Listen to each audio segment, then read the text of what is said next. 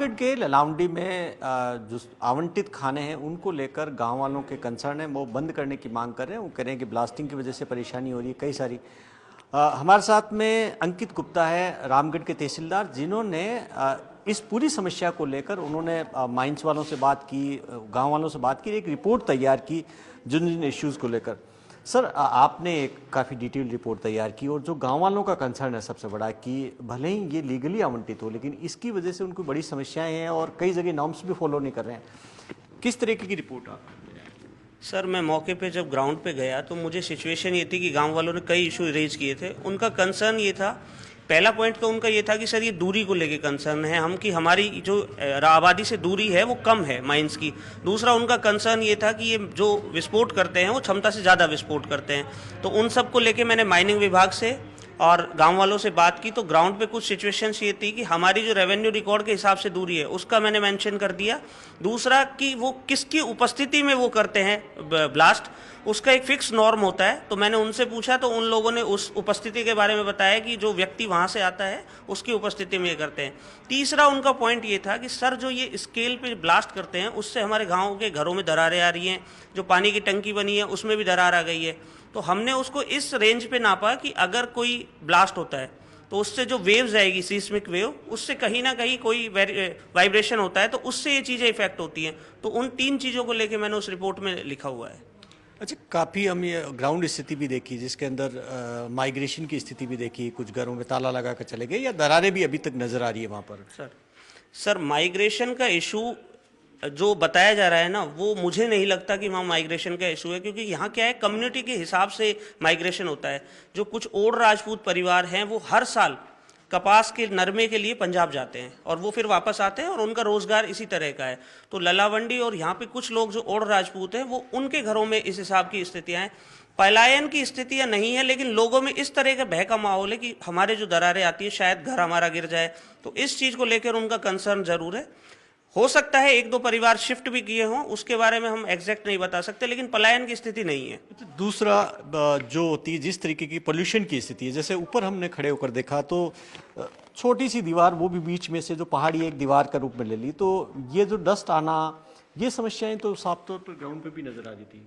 Sir उसके लिए तो पोल्यूशन बोर्ड ने कंसर्न एनओसी दी हुई है और उसमें यह है कि जब वो क्रैशर चलाएंगे तो उसके ऊपर एक ग्रीन पट्टी लगाएंगे, पेड़ लगाएंगे। उन सब को लेकर तो पॉल्यूशन वालों से बात की जाए तो ज़्यादा अच्छा है। जो आप डस्ट का इशू कह रहे हैं, क्योंकि आबादी इतनी नज़दीक है, वो ना पास में ही है, पहाड़ को क्रॉस करते ही। अब पहाड़ में धीरे धीरे जब खनन हो रहा है तो डस्ट हवा के साथ, जिस तरफ हवा का रुख रहता है, तो थोड़ा बहुत पॉल्यूशन तो होता ही है उसको रिगार्डिंग। आपने एक रिपोर्ट तैयार की, लेकिन क्या इसको लेकर जो उनके कंसर्न है आगे रेज किया आपने कि जो इनकी डिमांड है कि इनको बंद की जाए? सर इसके रिगार्डिंग हमारे से ऊपर से ये पत्राचार हुआ था कि इन्होंने भूपेंद्र यादव जी के यहाँ पे एक शिकायत दी थी, तो उसके संबंध में हमारे से तथ्य पूछे गए थे। तो हमने उस फैक्ट को और जो हमारी रिपोर्ट है उन दोनों को पूरा तथ्यात्मक बनाकर ऊपर पेश कर दिया था और वो ऊपर भी चली गई है। जिला कलेक्टर महोदय के यहाँ से भी हमारे पास एक पत्राचार हुआ था, तो हमने उस संदर्भ में उनको भी ये पत्राचार दिया है। हमने देख रहे थे कि कुछ जो लिस्ट थी जिन माइंस वालों की, उसके आपकी रिपोर्ट में कुछ लोगों ने, माइंस वालों ने आपको डिटेल्स जो चाहते थे वो नहीं मिल पाई। सर वहाँ पर क्या है, ऑपरेटिंग नहीं है इतनी सारी माइंस से, कुछ माइंस बंद हैं, तो उनके लोग वो उपस्थित नहीं मिले। जो लोग उपस्थित मिले उन्होंने हमें कागज प्रोवाइड करा दिए थे।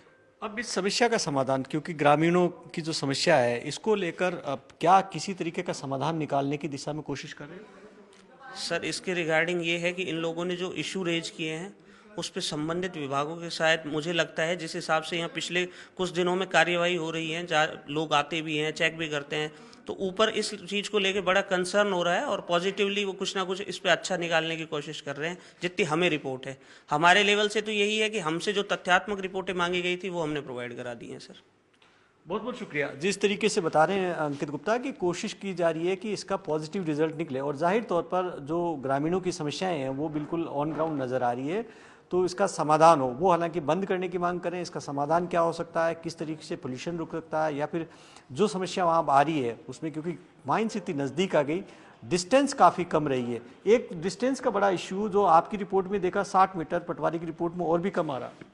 सर हम एरियल डिस्टेंस को नापते हैं, तो एरियल डिस्टेंस में वो दूरी जितनी रेवेन्यू रिकॉर्ड के हिसाब से पटवारी जी ने की है मेंशन, वो एक टीम द्वारा नापी गई है, तो उसकी तो तथ्यात्मक रिपोर्ट हमने पेश कर दी है। होनी कितनी चाहिए नियमानुसार?